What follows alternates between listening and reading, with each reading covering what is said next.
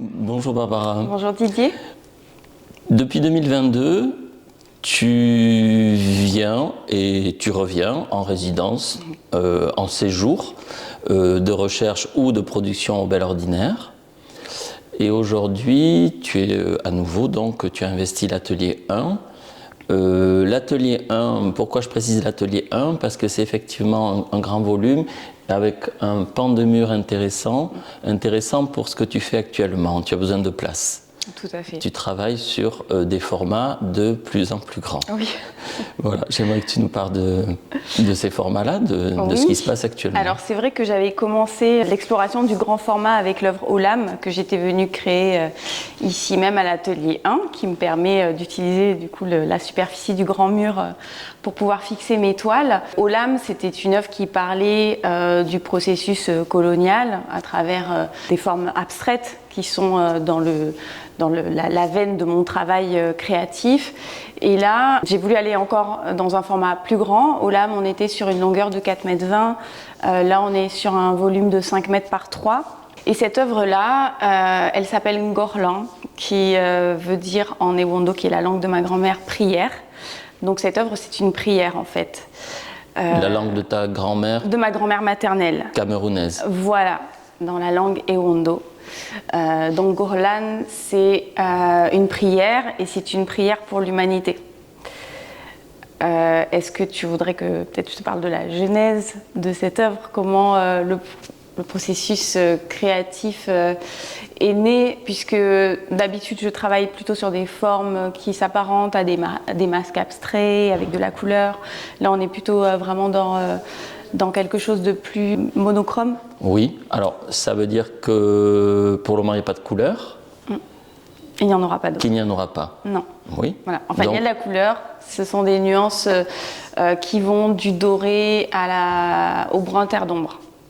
C'est une rupture ou une évolution avec ton travail précédent? C'est une complémentarité en fait. C'est vrai que ce travail du trait ou du point, on le retrouve souvent dans mes œuvres. Et là, il prend toute la place. Souvent, ça va être par touche.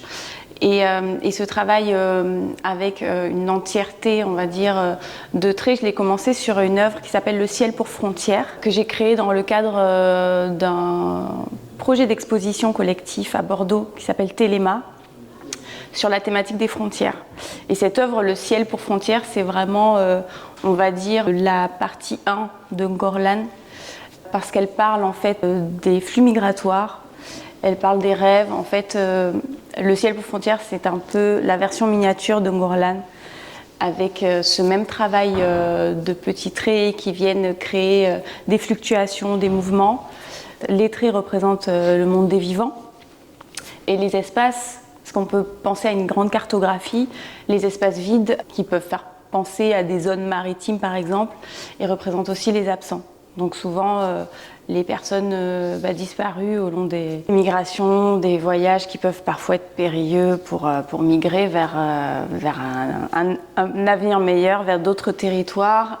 Et le ciel pour frontières, l'idée c'était justement de parler de cette motivation de la migration qui est souvent générée par le rêve en fait. C'est les populations se déplacent parce qu'elles veulent accomplir des rêves, parce qu'elles ont envie d'avenir, de projets qu'elles ne peuvent pas nécessairement avoir de la manière qu'elles voudraient dans leur pays d'origine.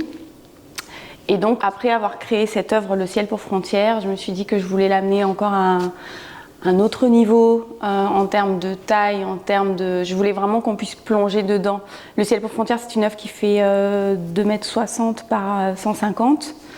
Et là, je voulais vraiment qu'on puisse avoir une sensation d'immersion, en fait.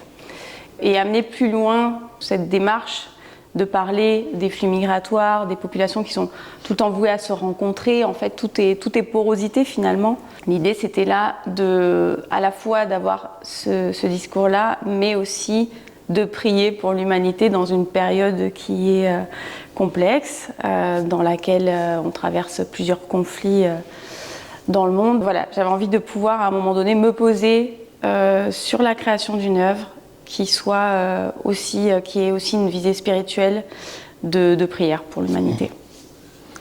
Ce que tu racontes, et cette structure de traits, de points, m'évoque d'autres cultures et d'autres artistes qui se sont inspirés de cartographie, de rêves, d'influences traditionnelles. Et tout à l'heure, tu évoquais ta grand-mère camerounaise. Donc cette toile prend aussi sa source, cette œuvre prend aussi sa source dans des structures traditionnelles. Oui. Oui, tout à fait. C'est vrai que mes origines multiculturelles et notamment mes origines camerounaises sont une source d'inspiration importante dans mon travail. C'est une forme de socle aussi pour moi.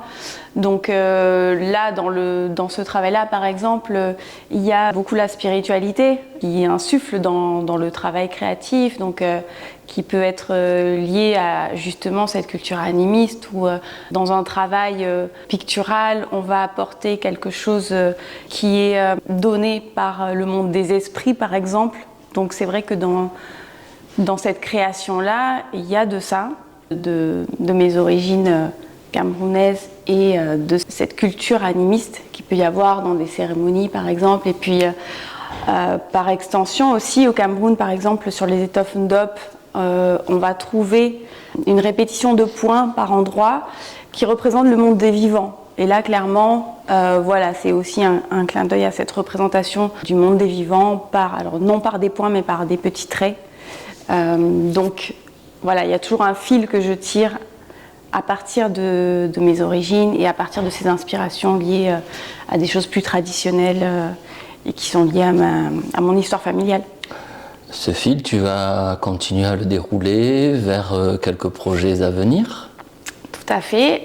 D'ailleurs, en 2025, je vais avoir 2 projets d'exposition personnels dont pour l'instant je ne peux pas encore dévoiler les lieux d'exposition, mais ce que je peux dire, c'est en tout cas cette œuvre-là sera exposée en musée dans le cadre d'une de ces 2 expositions personnelles. Et voilà, et j'ai hâte qu'elle puisse communiquer avec le public aussi. Ben, on est ravis que tu puisses t'appuyer sur l'atelier 1 pour élaborer cette démarche. Ben, merci de me le permettre. Merci à toi.